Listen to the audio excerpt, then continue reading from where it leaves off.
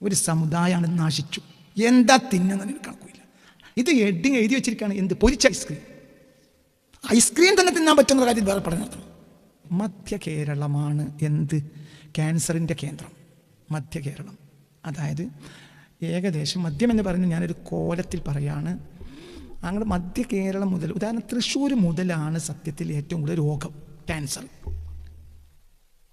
ഇവിടെ ഏറ്റവും വസിക്കുന്ന മറ്റു സമുദായങ്ങളുണ്ടെങ്കിലും ഏറ്റവും വസിക്കുന്ന ഒരു ജനത മുസ്ലിങ്ങൾ എന്ന തൽക്കാലം ആ പേര് മാറ്റിയിട്ട് നമുക്ക് മാപ്പിളമാരെന്ന് വിളിക്കാം.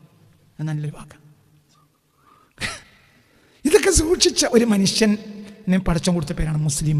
അത് വിളിക്കാൻ മാത്രമൊന്നും ഇന്നത്തെ ഈ നിസ്കാരക്കുപ്പായിട്ട് നടക്കുന്ന ഈ ജാമൂസുകളായ ഈ മാപ്പിളമാർക്ക് അർഹത ഇല്ല. മാപ്പിളമാർക്ക് ഇന്ന് മുസ്ലിം എന്ന് പറയാനുള്ള അർഹതയൊന്നുമില്ല. അവർ പടച്ചോനെ മാറുന്നു. കണ്ടത് മുഴുവനും വിചിത്രം വിചിത്രം എന്നാ എന്താ ചെയ്യണത്? എന്താ നിങ്ങൾ എന്താ വിചാരിച്ചേ? മാപ്പിളമാർ ഭക്ഷണം, ഈ ലോകത്ത് വിചിത്ര ഭക്ഷണം കഴിക്കുന്ന മാപ്പിളമാർ. ഞാൻ ഈ അടുത്ത കാലത്ത് കണ്ട ഒരു അത്ഭുതകരമായ ഒരു കാഴ്ച ഞങ്ങളോട് പറയും. ഒരു വണ്ടിയിൽ യാത്ര ചെയ്യാം, അങ്ങനെ മഞ്ചേരി ഭാഗത്ത് നിങ്ങൾ പോവാം. അപ്പോൾ ഒരു ഫാസ്റ്റ് ഫുഡ് കടയുടെ മുന്നിൽ ബോർഡ് വെച്ചിട്ടുണ്ട്. ആ ബോർഡിൽ ഒരു പ്രധാനമായ ഐറ്റമാണ് എന്തെന്നറിയോ? പൊരിച്ച ഐസ്ക്രീം. പൊരിച്ച ഐസ്ക്രീം. ഈ ബോർഡ് കണ്ടവർക്ക് കൈപ്പൊക്കാം. കണ്ടിട്ടില്ലേ? ഇതാ പൊരിച്ച ഐസ്ക്രീം. എന്താ ഇവനെ എങ്ങനെയാ മുസ്ലിം എന്ന് പറയാം? ഐസ്ക്രീം പൊരിക്കുക, എനിക്കത് മനസ്സിലായിട്ടില്ല.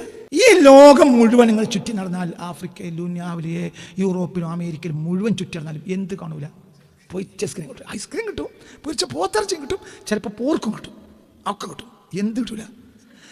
പൊരിച്ച ഐസ്ക്രീം കഴിക്കണമെങ്കിൽ മലപ്പുറത്ത് വരണം.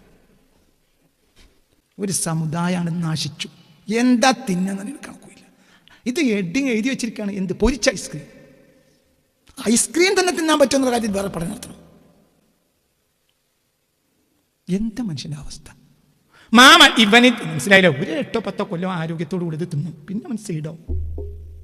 പിന്നെ അവന് ഷുഗർ, പ്രഷർ, പിന്നെ അവന് ക്യാൻസർ. അല്ലാഹു കാത്ത് രക്ഷിക്കട്ടെ. എന്താ മനുഷ്യൻ്റെ അവസ്ഥ? ഇവരെങ്ങനെയാണ് ചങ്ങാതി മുസ്ലിം എന്ന് പറയാം?